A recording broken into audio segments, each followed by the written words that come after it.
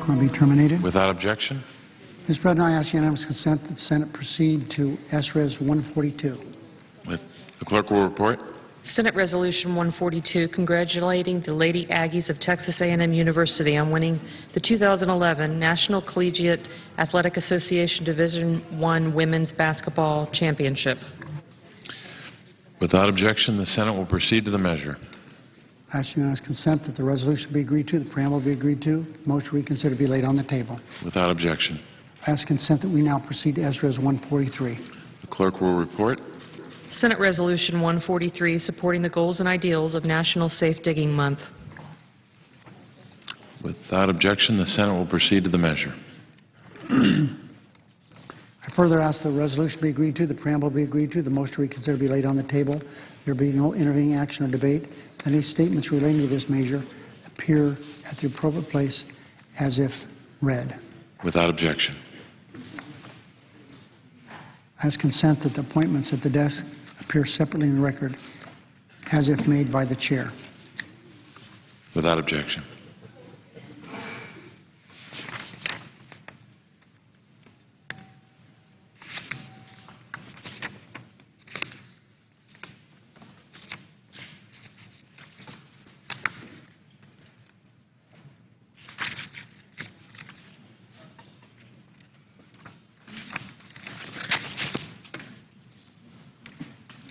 Mr. President, we're working on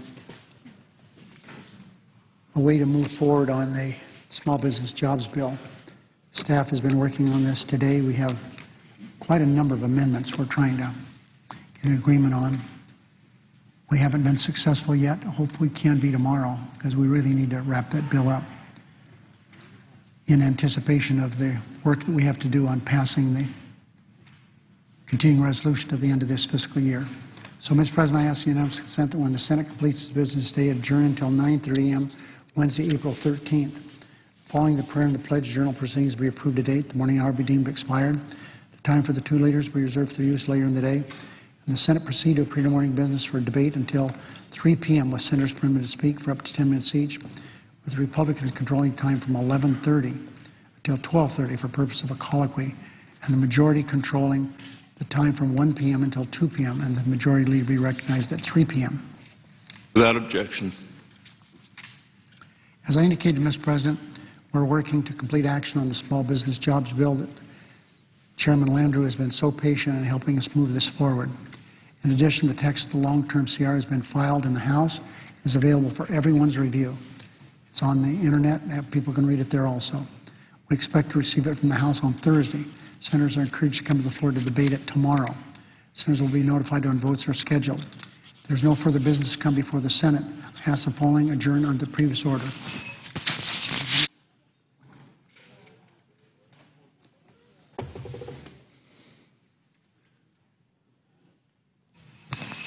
If there's no further business to come before the Senate, I ask that adjourn under the previous order following the remarks of Senator Harkin, which will not exceed 15 minutes. Without objection.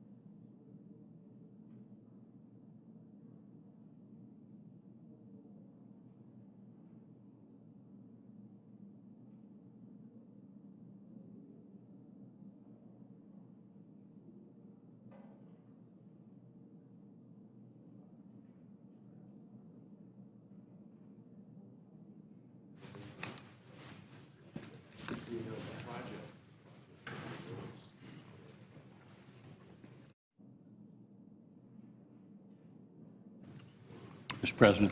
The senator from Iowa.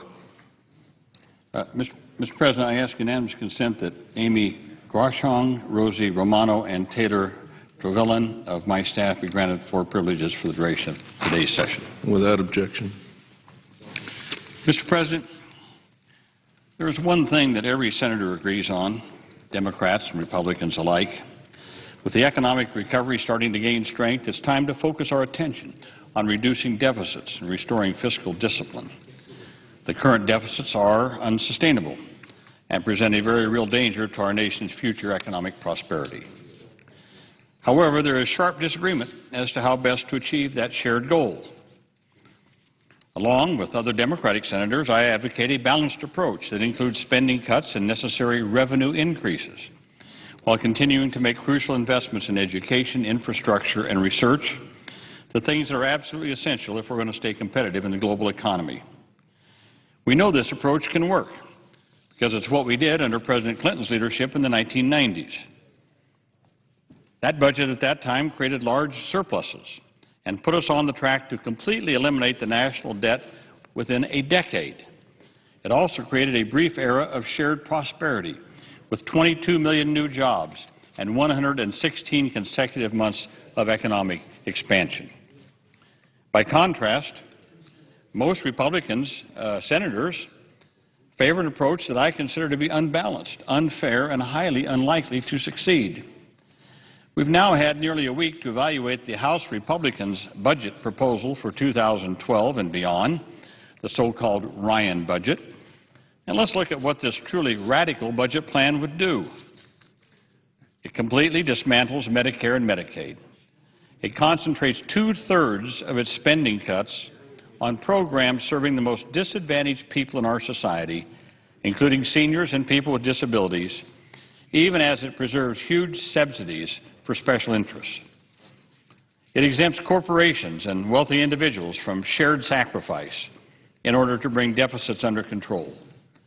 To the contrary, this Republican Tea Party plan locks in the Bush tax cuts for the wealthy, tax cuts that were passed 10 years ago when we were looking at budget surpluses as far as the eye could see.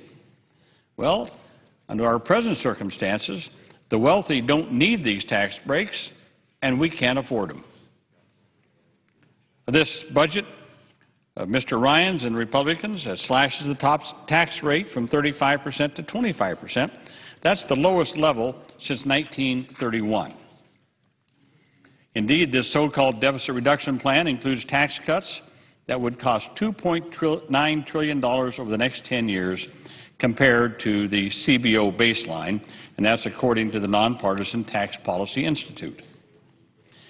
This Tea Party budget plan repeals the new health reform law, stripping some 34 million non-elderly Americans of health coverage and eliminating all the consumer protections in the law, including the ban on discrimination based on pre-existing conditions.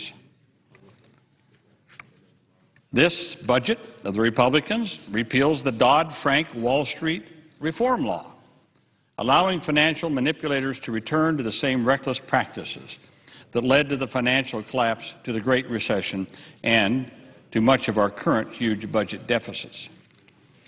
This budget cuts the maximum Pell Grant award, even as more students are enrolling in higher education to give themselves the skills they need for the modern economy. How bizarre, Mr. President, that several pundits have called this Republican Tea Party budget plan courageous. Courageous. Mr. President, there's nothing courageous about targeting the most vulnerable people in our society for the overwhelming share of cuts. There's nothing courageous about giving another huge tax cut bonanza to those who have seen their incomes skyrocket in recent years.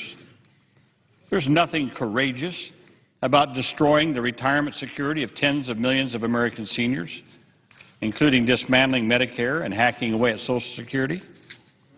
There's nothing courageous about gutting Medicaid, the program that millions of seniors and people with disabilities depend on to pay for things like nursing home care or home health aides. Mr. President, let's be clear. There is nothing courageous in this Republican Tea Party budget. To the contrary, I suggest it is a cowardly budget. It's a bully's budget. In this budget, the powerful and the privileged attack the weak and the vulnerable. We all understand what's going on here. Republicans are seizing on the budget crisis as a pretext for ramming through long-standing ideological wish list.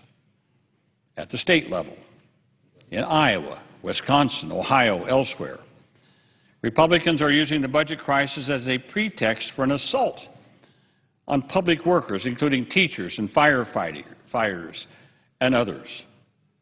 Here on Capitol Hill, they're using it to try to, as I said, defund the health care reform, to destroy Medicare and Medicaid, Social Security, and yes, to cut tax rates even more deeply for corporations and the wealthiest in our society.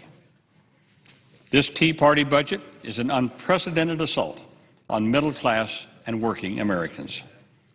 It would drive down Americans' standard of living, shred the economic safety net, reduce access to health care and higher education, and do grave damage to our public schools and their ability to prepare the next generation for the jobs of the future.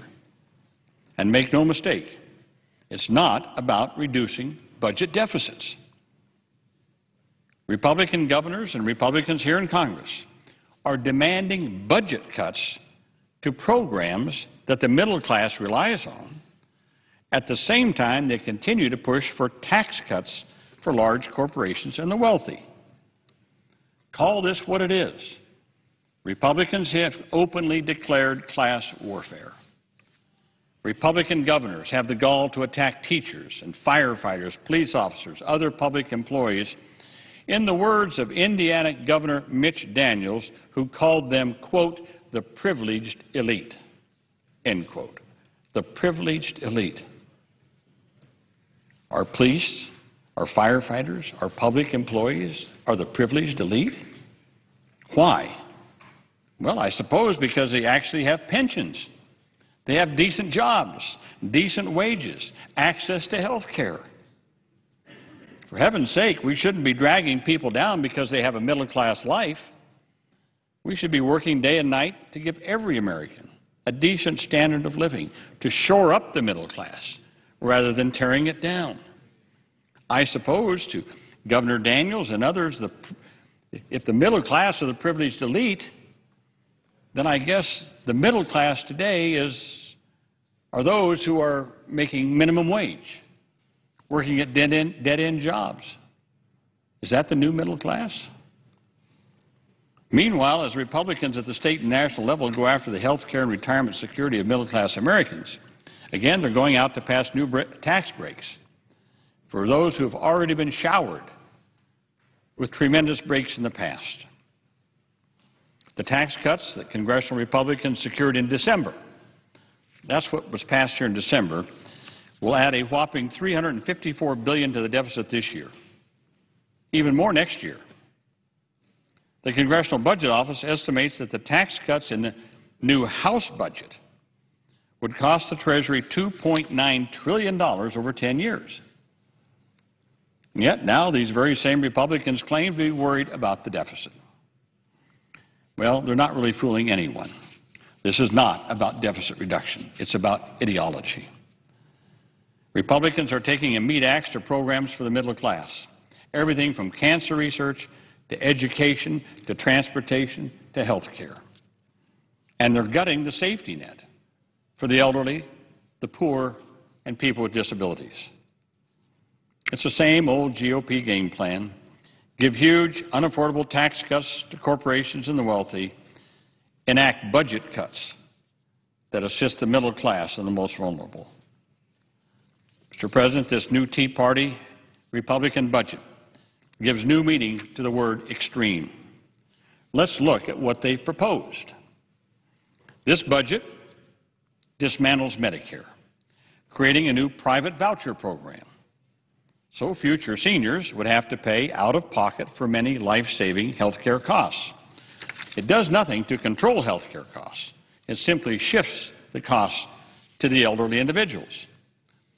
Get this, the Congressional Budget Office estimates that by 2030, under the Republican budget plan, seniors would have to pay two-thirds of the cost of their health coverage. Future seniors would see their out-of-pocket costs more than double to $12,500 a year. At the same time, the benefits would be cut in half. In just 20 years, think about that. People who are now in their 40s, looking ahead when they get on Medicare, they'll have their benefits cut in half, but they'll pay twice as much for them under the voucher system. This Tea Party Republican budget reopens the prescription drug donut hole, which we have set in motion to close under the Affordable Care Act. That would require seniors to pay $3,600 a year more for prescription drugs. The Republican Tea Party this plan block grants Medicaid, cuts $1 trillion in health care services, which would end vital services that disabled Americans depend on, like coverage for home health aides, assistive services so they can get a job, or nursing homes if that's the only option. By shifting costs to the states, this would worsen our state budget deficits. The Republican budget proposal doesn't stop at dismantling the safety net and programs that seniors rely on for secure retirement. This budget plan makes profound and destructive cuts to the entire range of programs that underpin the American middle-class standard of living. Everything from education, student grants and loans, law enforcement, clean air, clean water, food safety, biomedical research, highways, bridges, and infrastructure. In short, all of the programs and services that middle-class Americans rely on for a decent way of life, and the programs that enhance the ability of the private sector to grow and provide more jobs. Mr. President, the Republican assault on the middle class is breathtaking, both in scope and depth. It could not come at a worse time for working Americans who are already under enormous strain.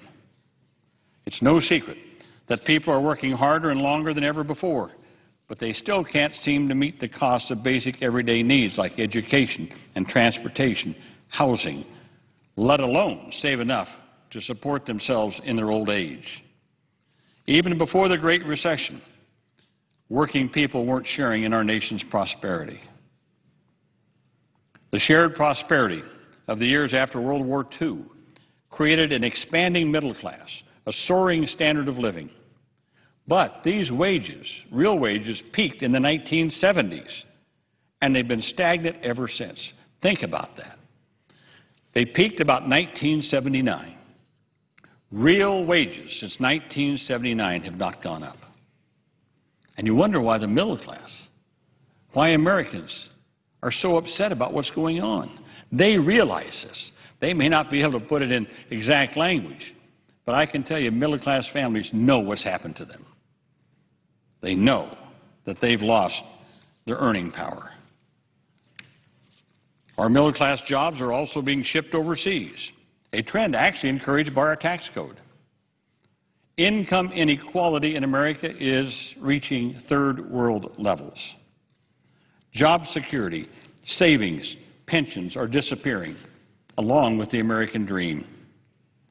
Now, with working Americans just barely making ends meet, just barely holding on to a decent way of life, the Republicans have proposed a budget, make no mistake, that will destroy what's left of the middle class in this country.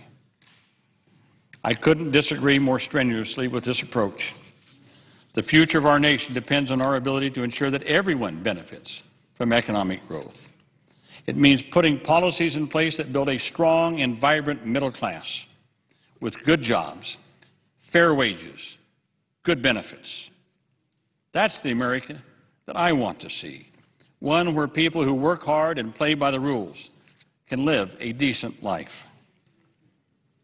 Tragically, the Tea Party budget plan would take us in exactly the opposite direction. It would gut the whole range of programs that support the middle class in this country, dismantle the safety net for those with disabilities, and for the poor, a safety net that has been painstakingly created over the last 80 years. This Republican budget plan not only turns the clock back to before the Great Society programs of Pell Grants and housing and support for people in the middle class, it would turn it back to even before the New Deal. It would gut all federal support basically for education. It would all but eliminate federal support for infrastructure, which means we will fall even further behind China and the European Union, who are investing massively in everything from ultra-modern ports to high-speed rail to state-of-the-art roads and bridges. China right now is investing somewhere between 8 and 10% of its GDP in infrastructure. We're at 2% and going down. Indeed, this Tea Party budget aims to dismantle the federal government as we know it. It proposes to shrink discretionary spending and other mandatory spending from 12% of the budget last year to 6% of the budget in the year 2022 and to just 3.5% of the budget per year in the long run. Think about that. It would shrink discretionary spending and other mandatory spending from 12% of the budget last year to about 3.5% of the budget over the long run. Well, that is about the same level of federal spending during the presidency of Calvin Coolidge nearly a century ago, when defense spending was very small and there was very little, if any, support for education or the infrastructure of our country. Mr. President, we don't live in the era of Calvin Coolidge any longer, but this budget would take us back to that time. And adding insult to injury, this budget plan makes a mockery of the concept of shared sacrifice to reduce deficits. Apparently, it wasn't enough to bail out the Wall Street bankers, whose reckless gambling and risk-taking created the Great Recession. Now we're being asked to cut programs for working Americans so Wall Street can get yet another giant tax cut. This Republican Tea Party budget is built on bad priorities, bad policy, and just plain bad values. As columnist E.J. Dionne points out, Americans can now see, quote, how radical the new conservatives in Washington are, and the extent to which some politicians would transfer even more resources from the have-nots and the have-a-littles to the have-a-lots. Mr. President, going back to the 1930s, the American people have supported and strengthened an unwritten social contract.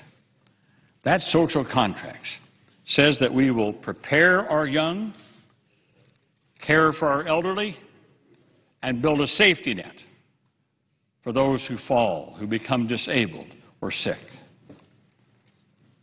That unwritten social contract says that if you work hard and play by the rules, you're able to rise to the middle class or even beyond. That social contract says that if you start at the bottom, you have a ladder of opportunity to the middle class. It says that a cardinal rule of government is to provide a ladder of opportunity so that every American can realistically aspire to the American dream. But in one fell swoop, this Republican budget rips up that social contract. It replaces it with a winner-take-all philosophy that tells struggling, aspiring people in communities across America, you're on your own.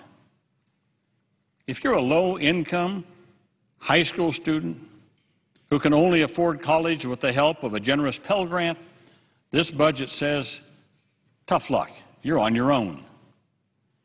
If you're a working couple with 2 kids and can't scrape together enough money to purchase decent health insurance, this budget says, tough luck, you're on your own.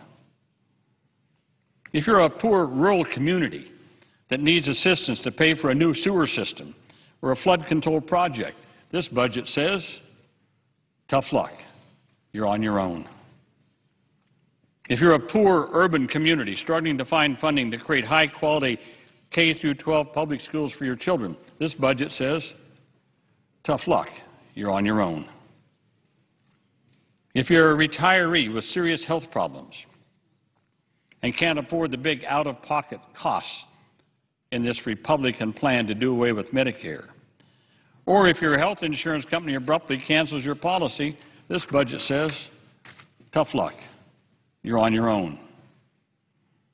If you're a low-income family that counts on federal nutrition assistance, you're trying to decide whether to spend scarce dollars on food or medicine, this budget says, tough luck, you're on your own. Mr. President, this would not be the America that we have come to know and love. It's not the kind of America that my grandparents and your grandparents, our fathers and our mothers built for us and for future generations. It's not the America that built the best middle class history has ever seen. This budget is not the kind of America that my friends and neighbors in Iowa would find acceptable. So mark my words. This budget is not a courageous budget. As I said, it's a cowardly budget, a bully budget.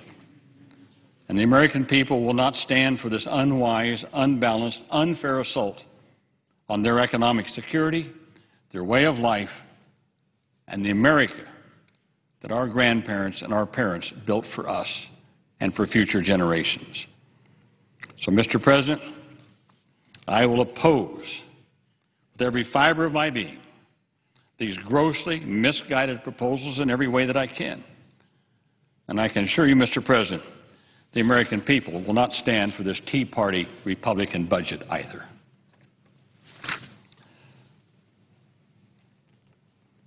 Mr. President, I understand that there's a joint resolution at the desk, and I ask for its reading. First reading. The clerk will report. H.J. Res. 37, disapproving the rules submitted by the Federal Communications Commission with respect to regulating the Internet and broadband industry practices. I now ask for a second reading, and in order to place the joint resolution on the calendar under the provisions of Rule 14, I object to my own request. The objection is heard. The bill will be read the second time on the next legislative day. The Senate stands adjourned until 9:30 a.m. tomorrow. Today in the Senate, members approved 2 judicial nominations to the